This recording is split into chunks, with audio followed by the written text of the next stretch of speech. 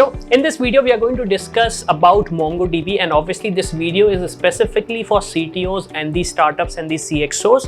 When thinking of moving towards MongoDB and start using MongoDB, we are going to discuss in terms of how a company should be using it and what are the disadvantages you get with the MongoDB and what is the basic difference. Okay, now let's try to understand why there is so much hype around MongoDB, being very honest. So let's look into the perspective how developers are looking into MongoDB. Now this is the screenshot I've taken from Stack Overflow, which is obviously, if you are from this particular industry, you understand what is Stack Overflow. So you can see if we talk about MySQL, again I'm using just two databases right now. So you can see this particular day 99 questions were asked and 777 questions this week. Now I'm not saying that this signifies what is the importance of MySQL, because if we talk about MongoDB, so we have 72 questions asked and 424 this week. This does not show that MySQL is better than MongoDB or MongoDB is better than MySQL. A lot of people are using it. The whole idea for me to represent this is a lot of people who are probably independent consultant, independent developers are now moving towards this MongoDB database. It was quite popular to use MySQL, Oracle, if I may, MS SQL, which were relational databases. Now you can see there is a shift in the industry where a lot of people are using these tools like MongoDB, and obviously we are going to understand what is MongoDB from a very deep down perspective. This is just a focus which I wanted to say that this is where the industry has taken a shift. Okay, now let's try to understand what exactly is MongoDB, and MongoDB has given a very good definition there that it is a document database. What is a document database? We are going to understand. It provides the scalability and the flexibility which is obviously required in these days if we talk about the real-time analysis and real-time stuff which happens in the industry. A lot of things and a lot of applications are required, so that is why it provides the scalability and the flexibility which need, as well as the querying capacity as well as the indexing capacity which is required by the application, or I should say the development, or I should say towards the efficiency of the application where it is required. So MongoDB provides that as well. So this is, I would say, this is obviously the definition I have taken from the website. So you can understand how they are portraying and what are the, I should say, the great points about MongoDB which is making itself different from what MySQL or relational databases were offering in the previous times. Okay, now unlike any software, we have to understand MongoDB as a database also has few features. So it starts with a very basic feature of NoSQL, which everyone understands what is a NoSQL. Stores data in JSON-like format. Now obviously I believe a lot of people understand what is a JSON type format. It simply looks like this. It is key and value kind of a storage. So this is what a typical JSON format looks like, and it is also known as like a document way of storing it. And it supports ad hoc queries, real-time aggregation and indexing, which is often missed by the different databases. So like what happens usually if someone is coming from the relational databases like MySQL or Oracle or MS SQL, they're saying, okay, MongoDB is great, but what I need a relational sort of a thing, I need indexing sort of a thing, I need ad hoc queries. So they are supported and they are as a feature available in MongoDB. Now the fourth thing which is good about MongoDB is that it supports distributed databases. Now usually what happens in the previous era before cloud, all the applications were supposed to be centralized, and obviously in cloud as well the applications are supposed to be centralized. But what MongoDB provides, it provides by default a distributed database. Now what is the advantage of distributed databases? That if you are having an application which requires a very minimal data, you don't want to shift that data to cloud or maybe centralized location because of the latency issue, or maybe you are having so much issue with the location, or maybe you don't want to collect so much data at that scale, you want to process everything at the device level. This is the advantage we get with MongoDB, that it is distributed database, so we can actually attach it to an individual device and it can store the data, it can process the data, and it can give sort of a summary of the data to the finalized centralized location.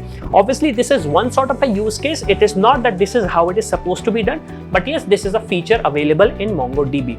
And finally, okay, how much it is going to cost me? So it is free to use. Obviously MongoDB as a software, if you're self-hosting it, it is available for free, and obviously if you are looking for cloud-based solution, MongoDB has a separate pricing for that. Obviously the link of those pricing is available in the description of this video. So we have to understand MongoDB is not just the NoSQL database which a lot of people signify. No, it's a NoSQL database we are going to use because it's a NoSQL database. No, we are not going to use because it's a NoSQL database. It is not like that. It has other features as well, which are these. Now, oftentimes the question comes in, if I'm using a NoSQL database, where should I be using it? The answer is very simple. You have to understand what is the use case for you. Now, obviously, a lot of startup founders and a lot of, I would say, Internet of Things founders and companies are focusing towards the traditional softwares, if I may, or the traditional stuff which is already available because they are habitual of using that. But if we talk about MongoDB, obviously I want to mention one thing, this video is not sponsored by MongoDB. I'm just a fan of MongoDB, what it is able to do and what are the capabilities. That is why we are making this particular video. So as I mentioned, like, we have to understand what is the use case of it. If someone is saying MongoDB is good, does not mean that you have to use it. You have to understand what are the advantages we get with MongoDB, and then we have to shift into that. So some of the examples, if I want to give, are Internet of Things, mobile applications, and real-time analysis. Now the question is why you are saying that Internet of Things, real-time applications, or maybe mobile applications have a great use case. Because if we talk about Internet of Things, I can do with MySQL. If we talk about mobile application, I can do with SQLite. If you talk about real-time analysis, or probably I have a different big data solution with which I can do that. The question is, we have to understand at what scale we are working. The second question is, do we have the tech for that? This is where a lot of people make mistake. We have to understand that the application is supposed to be available for the customers, and obviously it should let us meet the business goals. Okay, so if we talk about the Internet of Things, the most important part is that it is distributed. Every single device has the capability of generating huge amount of data. If we talk about mobile application, same scenario. If we talk about real-time analysis, obviously real-time analysis, the biggest thing is there is no schema. There is no schema, and please forget this particular writing which my cuff is doing.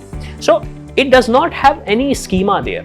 Okay, now you can always design a schema based solution, but yes, majorly what happens with real-time analysis, there are some scenarios where we don't have the schema. So this is where MongoDB stands out. I'm not undercoating MySQL or different traditional databases which are available. What I'm trying to emphasize, that if we are looking for a better advantage, this is where MongoDB stands out compared to the other databases which we have.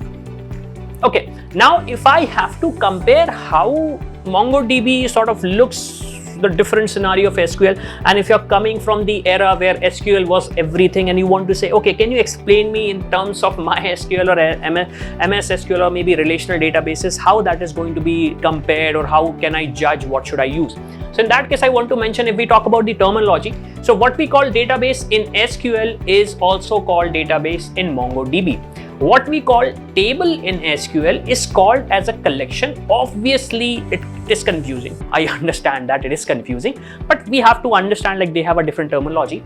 Then if we talk about in terms of row, so we have document. So what we are going to call row in SQL is going to be called as document in MongoDB. Then we have a column. So obviously column is going to be called as a field. Again, sort of a different terminology. And finally, joins are called as aggregation. So you can understand MongoDB, even though says that it is a NoSQL database, it does not have a structure, but it supports the sort of a querying, if I may. It is not fully sort of duplicate copy of MySQL or relational databases, if I may. But what I want to mention, like, if we talk about comparing these two technologies, this is how we can compare them, and there is sort of a not huge amount of difference, but yes, there are some ways where you can differentiate, okay, this is what MongoDB is capable of, and this is what sort of a traditional relational database is capable of doing. Okay, now the biggest question often a startup founder or maybe CXOs or maybe CTOs often ask, like, should I use this technology? Because what happens, like, when you invest in a technology, you cannot go back, especially if you're a product company. It gets very difficult. We can see a lot of examples where a lot of people have started with a technology, and when they wanted to move or when they wanted to make a shift, it got very difficult for them. So we have to understand, are companies using it? So obviously these are the few names, if I may, which are actually using MongoDB quite extensively. Now I want to mention one thing. Since I am not associated with any of these companies, I cannot say that this is where they are using it. Obviously, I did research on the internet. I could not find anything solid, so I cannot give you any confirmation. But as per MongoDB, these are the customers. So it has the customers, a customer of Google. It is all, like it is being used at eBay, SAP, Adobe, and obviously EA.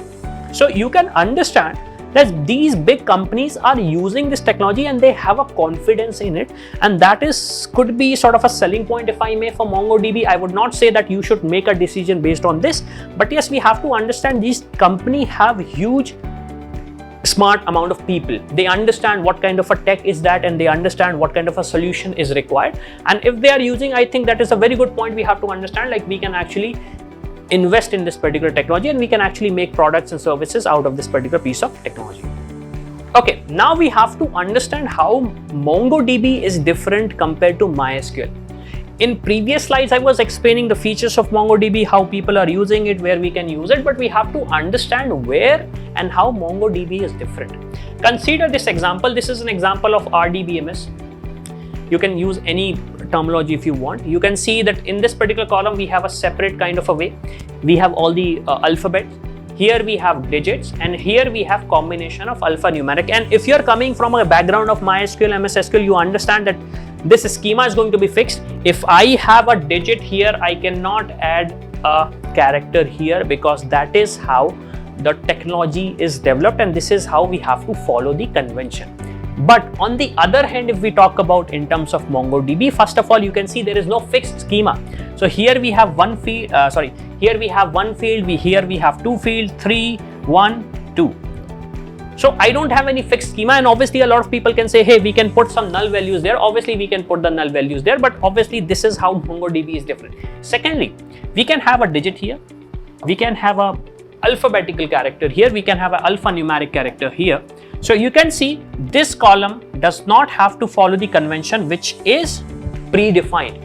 Obviously a lot of solutions have this sort of a predefined schema, but yes, we are not restricted, because this is how the technology is built, because it provides us JSON sort of a format of storing the data. So that is about this particular MongoDB. And if you have some questions, obviously comment section is the link where you have, comment section is the part where you have to let us know the questions. But obviously this particular segment is especially for B2B and CTOs and CTOs, where they're thinking, should I be using this technology? We will be discussing from my experience what is supposed to be done and what is not supposed to be done, what you can use and what you cannot use. And obviously if you need some help related to consulting, obviously you can reach us and we can help you with the consulting, whatever ways we can. Thank you.